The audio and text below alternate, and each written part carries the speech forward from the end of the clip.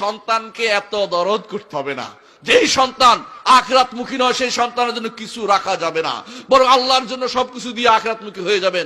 যেই সন্তান আখিরাতমুখী আছে, সালাত পড়ে, যাকাত পড়ে, যাকাত দেয়, ঈমান রাখে, ঈমানের উপর আছে, সেই সন্তানের জন্য যদি রেখে যান আপনি সদকা জারিয়া পাবেন। আর যে সন্তান দুনিয়াদার, দিন মানে না, শরীয়ত মানে না, আল্লাহ বিরোধী চলে, সেই সন্তানের জন্য রেখে গেলে গুনাহে জারিয়া হবে। সন্তান যদি টেলিভিশন কিনে বিশাল হারাম জিনিস দেখতে থাকে, আপনার কবরে গুনাহ যেতে থাকবে। আপনি মনে করেন না সহজে পার পেয়ে যাবেন, কারণ আপনি গুনার রাস্তা তৈরি করে দিয়েছেন। এত সম্পদ জোগাড় করে আপনি চলে যাচ্ছেন, আপনার সন্তান, আপনার সম্পদ, যেই সম্পদে যাকাত দেননি সেগুলি সাপ হয়ে কামড়াবে, আর যেগুলি হারাম থেকে নিয়ে আসছেন সেগুলি আপনার জন্য বিপদের কারণ হবে। এই বিপদ আপনি বহন করবেন, আপনার সন্তান কিন্তু ওয়ারিস হিসাবে পেয়ে যাবে, তার কিন্তু গুনাহ হচ্ছে না। বুঝতে পারছেন কথাটা?